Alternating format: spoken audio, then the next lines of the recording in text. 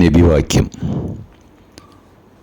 അന്ത്യദിനത്തിൽ 4 കാര്യങ്ങളെക്കുറിച്ചുള്ള വിചാരണ കൂടാതെ ഒരാളുടെയും പാദങ്ങൾ മുന്നോട്ട് വെക്കാനാവില്ല.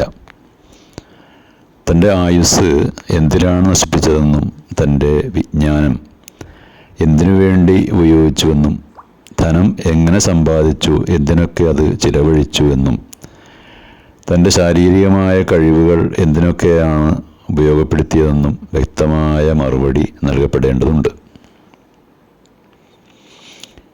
ഒരു മനുഷ്യന് നൽകപ്പെട്ട ഏറ്റവും പ്രധാനപ്പെട്ട അനുഗ്രഹങ്ങളാണ് ഈ പറഞ്ഞതൊക്കെ.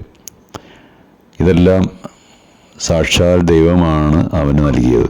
അവന് നൽകപ്പെട്ട ഈ അനുഗ്രഹങ്ങളെക്കുറിച്ച് ചോദ്യം ചെയ്യപ്പെടുമെന്ന് വിശുദ്ധ ഖുർആനിലും പറയുന്നുണ്ട്. പ്രസ്തുത അനുഗ്രഹങ്ങളൊക്കെ നന്മയിലും ജനോപകാരപ്രദമായ മാർഗത്തിലുമാണോ ചിലവഴിച്ചത്, അതല്ല തിന്മയിലും ജനദ്രോഹപരമായ മാർഗങ്ങളിലുമാണോ ചിലവഴിച്ചത് എന്നായിരിക്കും വിചാരണ ചെയ്യപ്പെടുക. ഒരു സാധനവും അനാവശ്യമായി ദുർവ്യയം ചെയ്യരുതെന്നാണ് ഇസ്ലാം പഠിപ്പിക്കുന്നത്. അത് ധനമായാലും ജലമായാലും.